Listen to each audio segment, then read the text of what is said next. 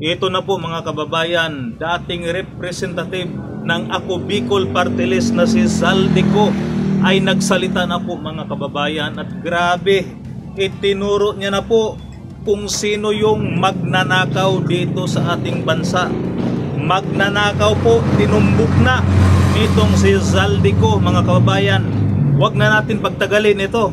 Deliver papunta sa bahay ng Pangulong Bongbong Marcos, Speaker Martin Romualdez, mag-insert o magpasok ng 100 billion worth of projects sa BICAM. Sana po ay hindi nila ako mapatay bago ko mailabas ang lahat. Ginawa ko lang ang utos sa akin, pero ngayon, handa na akong harapin ang lahat. Ginagamit ng administrasyon ang buong resources ng bansa para tumahimik ako. That he will shoot me if I will talk.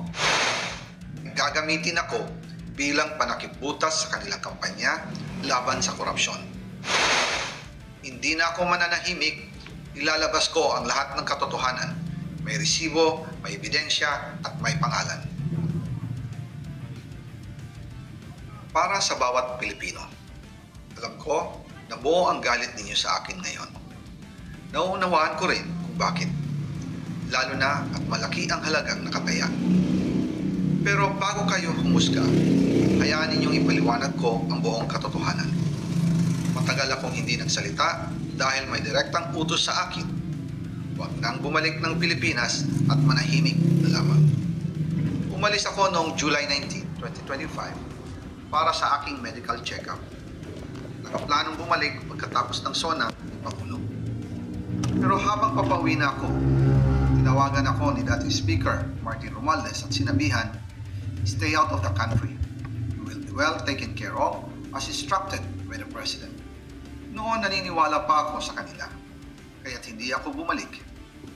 Tumikom ang aking bibig, sumunod ako, pero ang hindi ko alam, ang ibig pala nilang sabihin sa aalagaan ka namin ay gagamitin ako bilang panakibutas sa kanilang kampanya laban sa korupsyon. Ginawa nila akong poster boy ng kanilang sariling kasinungalingan. Ngayon, hindi na ako mananahimik, ilalabas ko ang lahat ng katotohanan. May resibo, may ebidensya, at may pangalan.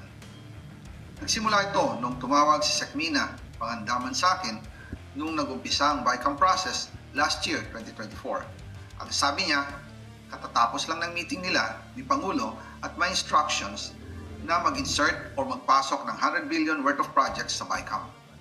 At sinabi pa ni Sekmina, you can confirm with Yusek Adrian Bersamin dahil magkasama sila sa meeting ni Pangulong BBM noong araw na yon.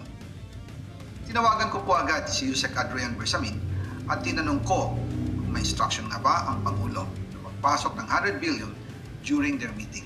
Ang sabi niya ay totoo nga po.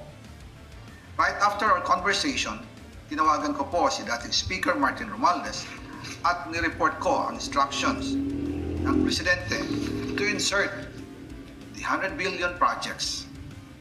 At sinabi niya sa akin, what the President wants, he gets. After ng ilang araw, nag-set po ng meeting si Sekmina Pangandaman at Yusek Adrian Bersamin sa amin ni dating Speaker Martin Romualdez sa Aguado Building in front of Gate 4 ng Malacanang, at nandoon din po si Yusek Jojo Cadiz. During the meeting, binigay po ni Yusek Adrian Bersamin ang listahan na worth 100 billion. Tinanong ko po si Yusek Adrian kung saan galing ang listahan. Ang sagot niya, galing kay PBBM mismo at binigay niya ito mula sa brown leather bag.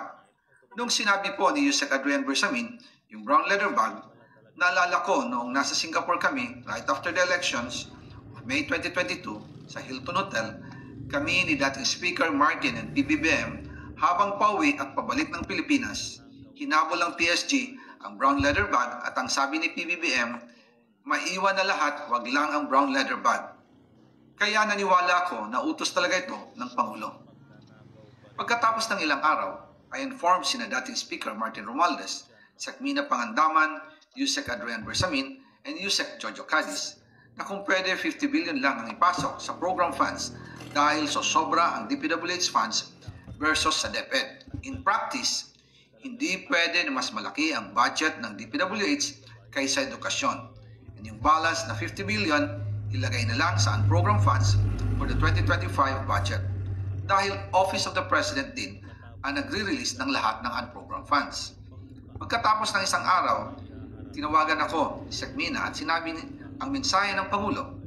Ipasok ninyo yan dahil pinangako na sa akin ni Speaker Martin yan at hindi na pwedeng baguhin. Kumbaga, ang utos ng hari hindi pwedeng mabali. Again, I informed the Speaker and asked clearance about the instructions ng Pangulo. At ang sabi niya, wala tayong magagawa.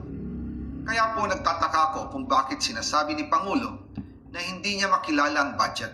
Samantalang lahat na binawas at dinagdag sa mga ahensya ng gobyerno ay humihingi ng approval sa kanya si Sec Mina Pangandaman. So ayun po, ang sabi dyan ay magkakaroon daw ng part 2. May isa pang pahayag itong si Saldico. Yan po ang aabangan natin mga kababayan. Kumbaga pahapyaw lamang po ito.